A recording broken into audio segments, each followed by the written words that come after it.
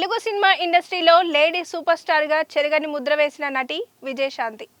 ఈ మహానటి గురించి ప్రత్యేకంగా చెప్పాల్సిన అవసరం లేదు.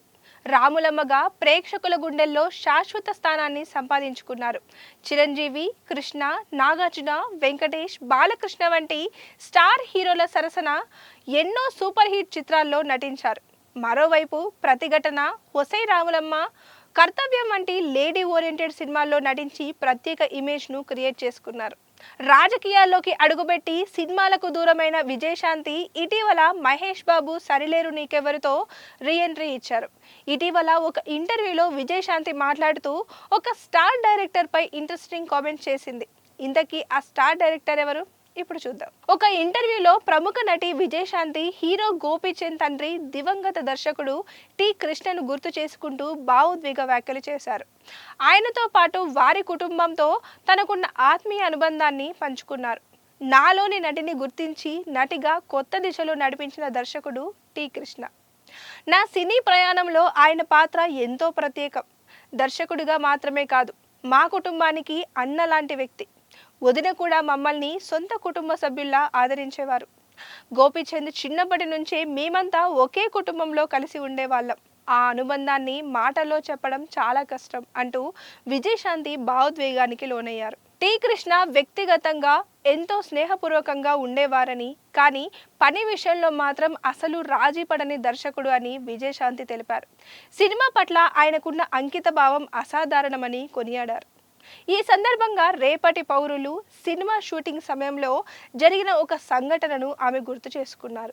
అప్పటికే టి కృష్ణ క్యాన్సర్తో తీవ్ర అనారోగ్యంతో బాధపడుతున్నప్పటికీ ఆరోగ్యం సహకరించని పరిస్థితుల్లో కూడా మంచంపైనే ఉండి సినిమా దర్శకత్వ బాధ్యతలు నిర్వర్తించేవారని చెప్పారు. ఎంతటి క్లిష్ట పరిస్థితులు ఎదురైనా ఒక్క సన్నివేశం విషయంలో కూడా ఆయన ఎలాంటి రాజీ పడేవారు కాదని విజయశాంతి భావోద్వేగంగా వెల్లడించారు. రేపటి పౌరులు సినిమా షూటింగ్ లోని ఒక కోర్టు సన్నివేశాన్ని కూడా విజయశాంతి గుర్తు చేసుకున్నారు. ఆ సీన్ లో తాను డైలాగ్ చెప్పిన విధానం టి కృష్ణకు అసలు నచ్చలేదని చెప్పారు. ఆ సమయంలో నేను ఒకే తరహా శైలిలో డైలాగులు చెప్తున్నాను. అది గమనించిన ఆయన, ఈ సీన్ కు ఇలా చేయాలి కదా, ఎందుకు అలా ముడుచుకొని చెప్తున్నావు అంటూ గట్టిగా మందలించారు. అప్పటి వరకు ఆయనను అంత ఆవేశంగా నేను ఎప్పుడూ చూడలేదు. ఆరోగ్యం ఎంత బాగోలేకపోయినా సినిమా విషయంలో మాత్రం ఆయన ఎలాంటి రాజీ పడేవారు కాదు. నేను ఒక ప్యాటర్న్లో చేసుకుంటూ వస్తే కట్ చేసి చేతులు ఇలాగ చేయాలి కదా, ఎందుకు ఇలా ముడుచుకొని చెప్తావు డైలాగు డామ్ డూమ్ అని తిట్టేశాడు ఆయన. నాకు అర్థం కాలే, ఎప్పుడు నేను చూడలేదు ఆయన్ని అంత ఎమోషన్ అయ్యి కోపం రావడం అన్నది. ప్రతి సన్నివేశం అనుకున్నట్టుగానే రావాలని తప్పించేవారు అంటూ విజయశాంతి వెల్లడించారు. ఈ ఘటన తర్వాత కొద్దిసేపు పక్కకు వెళ్లి తన నటన గురించి ఆలోచించానని విజయశాంతి తెలిపారు. దర్శకుడు చెప్పిన సూచనలను పూర్తిగా అర్థం చేసుకున్న తరువాత మళ్ళీ కెమెరా ముందుకు వచ్చి ఒక్క టేక్లోనే ఆ సన్నివేశాన్ని పూర్తి చేశానని చెప్పారు. ఆ రోజు నాకు నటిగా ఎంతో విలువైన పాఠం నేర్చుకునే అవకాశం లభించింది.